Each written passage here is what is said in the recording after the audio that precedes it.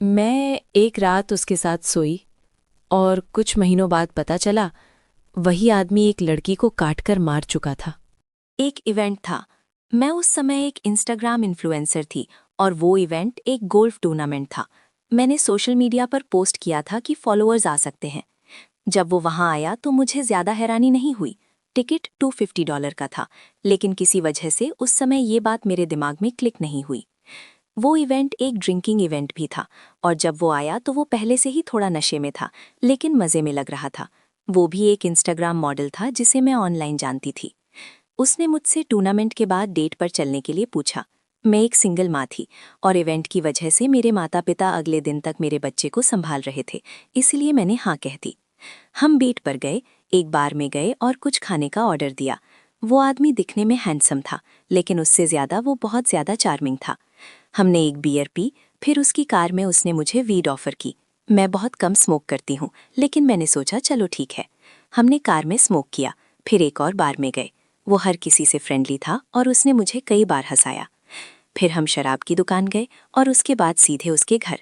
मैं नशे में और हाई थी, इसलिए मेरे साथ सोना उसके लिए आसान था। उसके घर में एक बंक बेड था।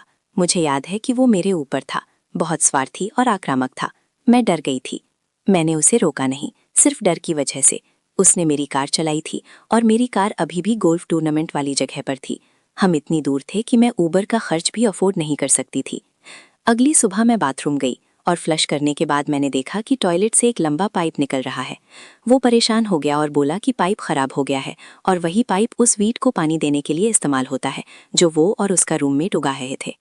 मुझे समझ ही नहीं आ रहा था कि क्या हो रहा था। मैं इतनी नशे में थी कि कुछ भी ठीक से समझ नहीं पा रही थी।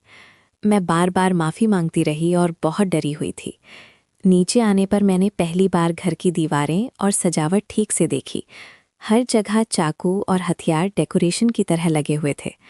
मैंने बस इंतज़ार किया कि वो नाश्ता करे और मुझे मेरी कार तक छोड़ दे। मैं कोशिश कर रही थी कि अपनी घबराहट बिल्कुल न दिखाऊं। कार में मुझे एक ऐसा बहाना चाहिए था जिससे उसकी भावनाएं आहत ना हो। मैंने उससे कहा कि मुझे बहुत मज़ा आया और मुझे बहुत अफसोस है क्योंकि मुझे वो सच में पसंद है। मैंने उसे बताया कि मेरे बच्चे के पिता की मौत तब हो गई थी जब बच्चा 1 साल का था, जो सच है, और मैं नहीं चाहती कि चाइल्ड प्रोटेक्टिव सर्विस मेरे बच्चे को मुझसे छीन ले क्योंकि मैं किसी ऐसे इंसान के साथ हूँ जो वीड उगा रहा है। मैंने साफ कहा कि मुझे वीड से कोई दिक्कत नहीं है और मैं नहीं चाहती कि वो अपने लिए कुछ बदले।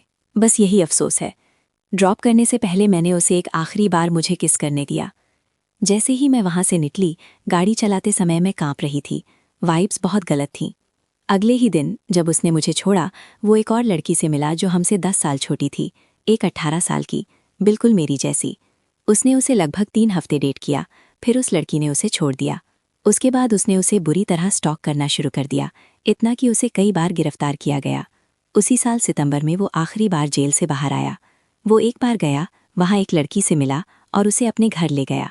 उसने उसकी हत्या कर दी, उसके शरीर के टुकड़े किए, उसका दिल निकालकर आग लगा दी।